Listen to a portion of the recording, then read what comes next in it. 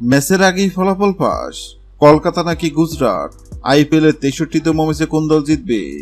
ভবিষ্যৎবাণী করল জ্যোতিষী বিড়াল। আইপিএল এর 63তম ম্যাচে কোন দল জিতবে, কলকাতা নাকি গুজরাট, তা নিশ্চয়ই আগেভাগে বলে দেওয়া সম্ভব নয়। তবে এবার সেই কঠিন কাজটি করে দেখাবে অ্যাকিলস নামের একটি বিড়াল।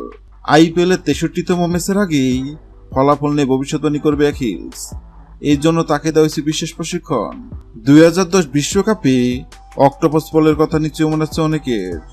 একের পর এক চমকপ্রদ ভবিষ্যৎবাণী করে দক্ষিণ আফ্রিকা বিশ্বকাপে ভিন্ন এক রোমাঞ্চ ছড়িয়েছিল পল।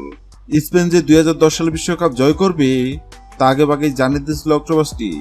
শুক্রবার আইপিএল 2024 আছে। আইপিএল 2024-এর 17তম আসরে জ্বর তুলতে প্রস্তুত সাদা রঙের বিড়ালটি। ধবধবে সাদা নীল চোখের বিড়ালটির নাম অ্যাকিলস। নিবিড় যত্ন আর ভালোবাসা অ্যাকিলসের বেড়ে ওঠা বিশ্বের অন্যতম সেরা প্রাণী জাদুঘর সেন্ট পিটার্সবার্গের হামিটাজে।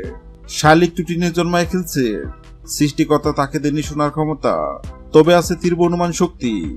তা দিয়ে চমক দেখাতে চায় বিড়ালটি, কিন্তু কিভাবে? আইপিএল এর 63তম ম্যাচ চলাকালীন অ্যাকিলসের সামনে 2 পাত্রে খাবার রাখা হবে। পাত্রের সঙ্গে লাগিয়ে রাখা হবে 2 দেশের পতাকা। অ্যাকিলস যে পাত্রে খাবার খাবে বোঝা যাবে সেদিন ওই ম্যাচে বিজয়ী হবে পাত্রের সঙ্গে রাখা যে দেশের পতাকা আছে দেশটি। গত 22 মাস শুরু হয়েছে আইপিএল এর 17তম আসর। আসরের 63তম ম্যাচে কোন দল জিতবে? সেক্ষেত্রে অ্যাকিলস নামক বিড়ালের সামনে কলকাতা ও গুজরাট নামক 2 পাত্রে খাবার রাখা হয়। অবাক করার বিষয় হলো, সবাই ভেবে নিয়েছিল বিড়ালটি হয়তো গুজরাট নামক পাত্রের খাবার খাবে, কেননা গুজরাট অনেক শক্তিশালী দল এবং সবাই ধরে নিচ্ছে এবার আইপিএল এর শিরোপা জিতবে গুজরাট। কিন্তু সবার ধারণা ভুল প্রমাণ করে অ্যাকিলস নামক বিড়ালটি কলকাতা নামক পাত্র থেকে খাবার খায়।